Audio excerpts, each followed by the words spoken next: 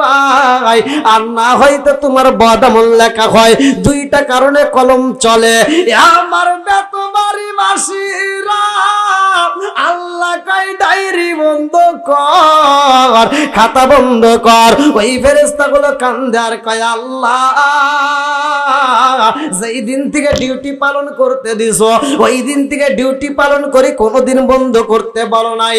আল্লাহ, যেই দিন থেকে তুমি আমাদেরকে ডিউটি দিছো একটা সেকেন্ডের জন্য ছুটি দাও নাই, আর আজকে ডায়েরি বন্ধ করতে বলো, কারণ কি? ও মালিক গো, তোমার বান্দা কি আর নেক আমল করবে না? তোমার বান্দা কি আর নেক আমল করবে না? আল্লাহ কয় ও ফেরেশতা রে, আমার বান্দার একটা নেক আমল করতে পারবে না। আমি আল্লাহ নেক আমলের দরজায় মাইরা দিছি তালা। ওই ফেরেশতা চইলা যায়। বাম কাদের ফেরেশতা কান্দে আর কয় আল্লাহ, আমি কি করব? আল্লাহ কয় তুমিও চইলা আসো। ওই ফেরেশতা কয় আল্লাহ, আমারে চাইতে বলো তোমার বান্দা কি আর একটা গুনাহ করবে না? আল্লাহ জীবনে কত গুনাহ করলো, কত গুনাহ লিখলাম, তোমার বান্দা কি আর গুনাহ করবে না? আল্লাহ কয় না না না না, আমার বান্দা আর একটা গুনাহ করার মতো সময় পাইব না। আমি আল্লাহ বদামলের দরজায় মাইরা দিছি তালা। এইবার চইলা আসো, সবাই চইলা যায়। মরণ নামক ফল আমার তোমার বাবা আমার তোমার খাইতে হয় রে ভাই। যেই দিন আমার ভিতর থেকে রূহ নামক পাখিটা বের হয়ে যায়, এই শূন্য খাসার আর কোনো দাম থাকে না। জোরে জোরে কোন কথা ঠিক কি? এইবার বেলালের মা বাসর ঘরে যাইয়া দুইটা চোখের পানি ফালাইয়া কান্দে। আরে বেলালের মা কান্দে, বেলালের বাবা যাইয়া মেয়েটার মাথায় হাত বুলাইয়া দিয়া কয় বিবি কান্দো না,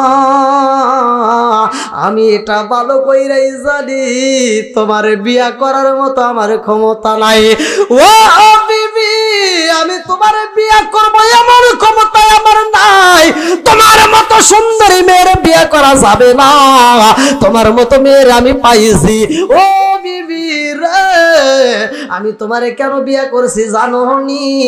আমি কেন বিয়া করেছি খবর রাখছনি? বেলালের মা কয় আপনি তো আমার বিয়েই করে বালাইছেন। এইবার বেলালের বাপটা কান্দে আর কয় বিবি রে, আমি জানি আমি এই বাড়ির কাজের ছেলে, তোমাকে বিয়ে করার মতো আমার ক্ষমতা নাই। ও বিবি, আমার চাইতে যদি তুমি বিছানাটা আলাদা করতে চাও তাতে কোনো দুঃখ নাই। আমি তোমারে কোনোদিন নির্যাতন করব না, আমি তোমাকে কোনোদিন অত্যাচার করব না, আমি কোনোদিন তোমারে দুঃখ দেব না। ও বিবি, আমার কাছে যদি না আসো, আমার কাছে যদি না বেরো, কোনোদিন তোমার আমি কষ্ট দেব না। তুমি দূরে বিছানা করলে আমার কোনো দুঃখ নাই। বেলালের মা কয় আপনি আমারে কেন বিয়া করছেন গো? বেলালের বাপটা কান্দার কয় আমি কেন করছি জানো নি? এই বাড়ির লোকজনেরা তোমারে অনেক কষ্ট দেয়, অনেক কাজ করে, ঠিক মতো খাইতে দেয় না। আমি তোমারে বিয়ে করছি এজন্য তোমার যেন আর কেউ কষ্ট না দেয়, তোমার যেন আর আঘাত না করে, তোমার যেন আর বেতের বাড়ি না দেয়, এই জন্য আমি তোমারে বিয়ে করছি। বিবি রে, যদি আমার সাথে না থাকো আমার কোনো সমস্যা নাই। বেলালের মা দুইটা চোখের পানি বালায়া কান্দে রে। আমার যুবক ভাইরা যারা বিয়ে করো নাই ভালো করে শুই না নাও।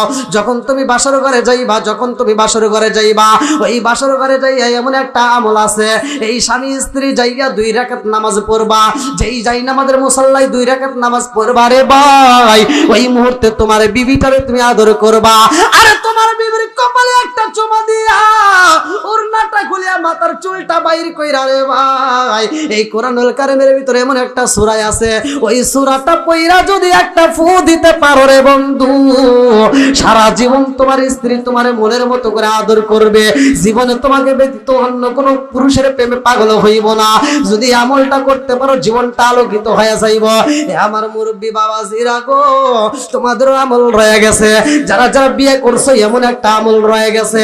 যদি স্বামী আর স্ত্রী একই সাথে ঘুমানো হয়, স্বামী আর স্ত্রী একই বিছানায় যখন ঘুমাইবা, ওই মুহূর্তে তুমি তোমার স্ত্রীর গায়ের উপরে এমন একটা অঙ্গ আছে রে ভাই, এমন একটা জায়গা আছে, ওই জায়গাটাই যদি হাত দিয়ে আদর করতে পারো, ওই জায়গাটা হাত দিয়ে যদি ঘুমাইতে পারো, আমার বন্ধুরা যারা বিয়ে করছো শুনে নাও, বিবির ওই জায়গাটা হাত দিয়ে যদি ঘুমাইতে পারো, সারা রাত দাঁড়ায় দাঁড়ায় নফল ইবাদত করলে যেই সওয়াব, ওই জায়গাটা হাত দিয়ে ঘুমাইতে পারলে সেই সওয়াব পাবা। জোরে জোরে কন্যা সুবহানাল্লাহ।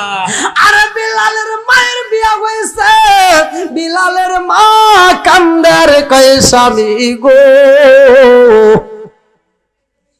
আপনারে আর বাধা দেব না, আমার নসিবে ছিল তাই হয়ে গেছে। জোরে কোন কথা ঠিক কিনা? ওই এখন ভাবিলে কি হবে গো, বারতা হইয়া গেছে। বিলালের মা কান্দার কয় স্বামী গো, আমার কোন শিবে যা ছিল গো তা হয়ে গেছে, আমি আপনাকে স্বামী হিসেবে কবুল করে পালাইছি। আল্লাহু আকবার কর। আরে স্বামী স্ত্রী থাকে রে ভাই, সেই ঘরে আমার বিলালের জন্ম রে বন্ধু। গোলামের বেটা গোলাম বিলালের জন্ম ভালো করে শুনে নাও।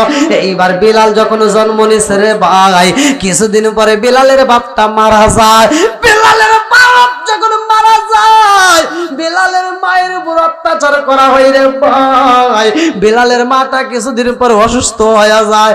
বিলালের মা মুনিবের কাছে যাইয়া খান্দার কয়, মুনিব মুনিব গো মুনিব, আমার স্বামী নয়, আমার আপন বলতে এই জগতে আর কেউই নাই। ও মুনিব, আমার সন্তান রে আমি রাইখা যাই গো মুনিব, আমার সন্তানের আপন বলতে এই জগতে কেউই নাই, আমি তো অসুস্থ, আমি বুঝি বাঁচবো না। মুনিব গো, আমার সন্তানরে আমি আপনার হাতে আমানত রাখতে চাই। আল্লাহু আকবার কর। আমারে আপন বলতে কেহ নাই জগতে,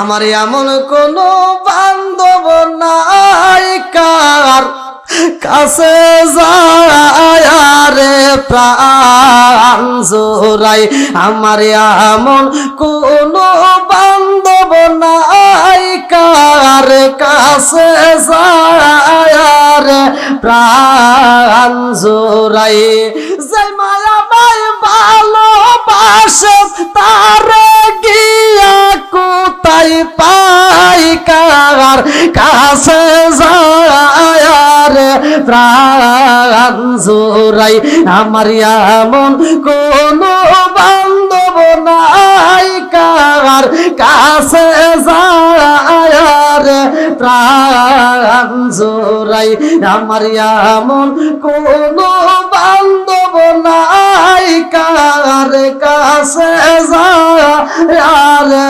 প্রাণ জোড়াই। শিকার মেরে কন্যায় আল্লাহু আকবার। আরে বিলালের মা, বেলাল রে মুনিবের হাতে তুইলা দিয়া রে ভাই, বেলালের মাটা যখন বিদায় হয়ে যায়, বেলালের উপরে এইবার অত্যাচার শুরু হয়ে যায়। মুনিবের বেটা মুনিব ও মাইয়া এইবার বিলালের উপরে নির্যাতন শুরু কইরা দেয়। বিলাল রে পাঠায় দেয় চরার ভিতরে, বিলাল রে উঠ দিয়ে দুম্বা দিয়ে পাঠাইয়া দেয়, তাড়াতাড়ি যা। বেলাল মরুভূমিতে যাই রে ভাই, উঠ দুম্বার আগে ছাগল রাখে রে বন্ধু। বিলাল যে চরার ভিতর ছাগল নিয়ে যায়, আমার নবী ওই চরার ভিতর দিয়ে সাহাবীদেরকে নিয়ে হাইটে আসে। আল্লাহু আকবার কোন। আমার নবী আসে রে বেতবাড়ি বাসীরা, আমার নবী আসে। এক সাহাবী কয়, ইয়া রাসূলুল্লাহ, নবী গো, ও মায়ার নবীজি, এই রোদের ভিতর দিয়ে বালির ভিতর দিয়ে হাঁটতে হাঁটতে গলাটা শুকায় গেছে, পেপার লাশ সইতে পারি না। আমার নবী কয়, এই রাস্তার ভিতর পানি নাই, ওই সাহাবী কয় ইয়া রাসূলুল্লাহ নবী গো একটু পানি পাইলে শান্তি পাইলাম, নইলে একটু দুধ পাইলে শান্তি পাইতাম। আমার নবী কয় সামনে একটা গাও ছাগল দেখা যায়, ওই ছাগলের মাঠে যাইয়া এইবার বকরির পালের সামনে দাঁড়াইয়া আমার নবী তাকায়া দেখে রে একটা ছেলে চোখের পানি বালায়া বালায়া কান্দে। ওই ছেলেটা আর কেউ না রে বন্ধু, ওই ছেলেটাই হযরতে বিলাল। জোরে জোরে কন্যা সুবহানাল্লাহ। বিলালের চোখের পানি দেখে আমার নবী ডাকে মারছে, কে গো তুমি কে? বিলাল কান্দে আর কয় আমি কে জানেন দি, আমি উমাইয়ার বাড়ির গোলাম, আমি উমাইয়ার বাড়িতে কাজ করি। আমার নবী কয় তোমার এতগুলো ছাগল দেখি একটা ছাগলের দুধ দিতে পারো ভানি? ওই ছেলেটা কান্দে আর কয় আমি ছাগলের দুধের মালিক না, আমার একজন মালিক আছে, আমার মুনিব আছে। আমার নবী কয় সাহাবীরা দেখছো নি এই সত্য সন্তানের কথা কত সুন্দর। এইবার বিলালের দিকে তাকায় আমার নবী কয় তোমার ছাগলের বাচ্চারা একটু দুধ নিতে পারিনি? বিলাল কান্দে আর কয় হুজুর আমার একটা ছাগল দুধ দিবে এমন কোন ছাগল এই পালের ভিতরে নাই। আমার নবী একটা ছোট্ট ছাগল ধইরা কান্দে আর কয় পারবিনি? এই ছাগলটার দুধ আমি নিতে চাই, তুমি অনুমতি দিতে পারবানি? বিলাল কয় হুজুর অনুমতি দিলাম, আমি অনুমতি দিলাম, কিন্তু দুধ তো পাওয়া যাবে না। আমার রাহমাতাল লিল আলামিন নবী যখন ছাগলের গায়ে হাত বুলাইয়া দেয় রে ছোট্ট ছাগলের বাচ্চা দুধ দিছে রে বন্ধু। এইবার সাহাবীরে খাওয়ায় আর বাকি দুধটা বিলালের হাতে তুইলা দেয়। বিলাল কান্দে রে, বিলালের একটা বন্ধু ছিল রে ভাই, ওই বন্ধুটা মুসলমান হয়ে গেছে, কালেমা পড়ছে। বিলাল যায় বন্ধুরে ডাক দিয়া কয় বন্ধু জীবনে মানুষে দেখছি এমন মানুষে দেখি নাই, যেই মানুষটা আমার ছাগলের গায়ে হাত বুলাইছে, আমার যে ছাগল জীবনে কোনোদিন দুধ দেয় নাই এমন ছাগল জায়গায় দুধ দিছে। এইবার বিলালের বন্ধু কয় বন্ধু জানোস নি উনি কে? জয়েল রহমতের নবী, ও আমার সাল্লাকা ইল্লা রাহমাতাল লিল আলামিন।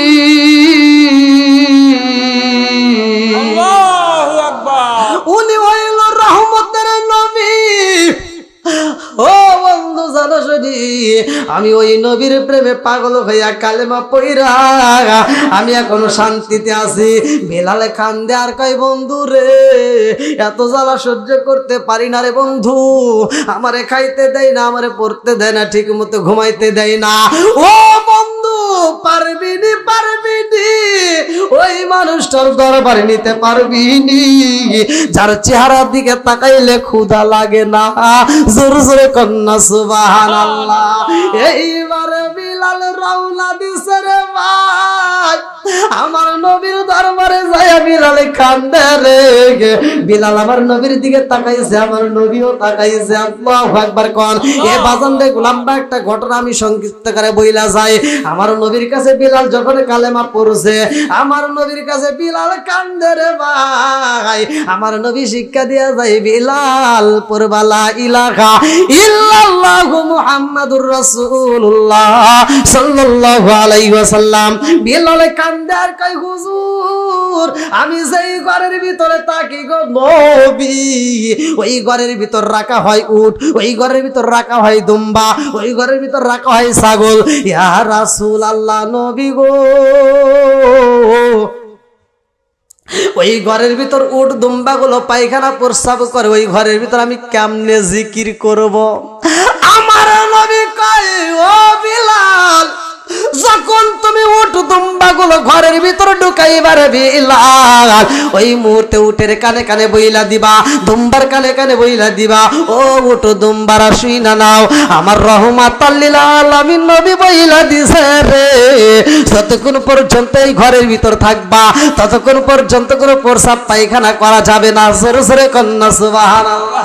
আরে বিলাল আইছে রে এই খবর সইরা গেছে রে, এই খবর এলাকার ভিতরে সইরা যায়। এইবার কিছু লোক যাইয়া উমাইয়ার বাড়িতে দাঁড়ায় গেছে। উমাইয়ার সামনে দাঁড়ায় কয়, ও নেতা খবর রাখছেন নি? বলে কিসের খবর? বলে আপনি গ্রামে গ্রামে গুইরা গুইরা দাওয়াত দেন, অথচ আপনার বাড়ির কাজের যেই ছেলেটা, আপনার বাড়ির যেই গোলামটা, তারে তো আপনি দাওয়াত দিতে পারেন নাই, তারে তো আপনি বুঝাইতে পারেন নাই। বলে কি হয়েছে? বলে আপনার বাড়ির কাজের ছেলে বিলাল মুহাম্মাদের দরবারে যায়া কালেমা পড়ছে। আল্লাহু আকবার কও।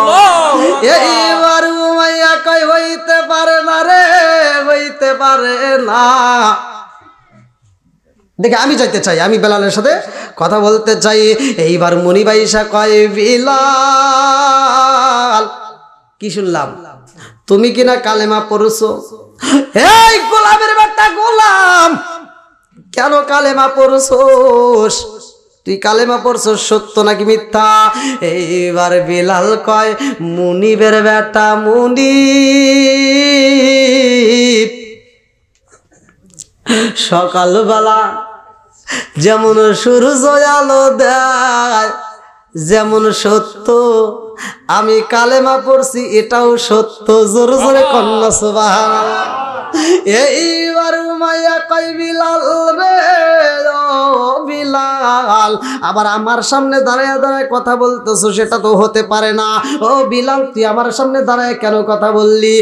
এ বিলাল, যদি বাঁচতে হয় রে বিলাল, তাড়াতাড়ি কালেমা ছাইরা দে, নইলে কিন্তু আঘাত করব।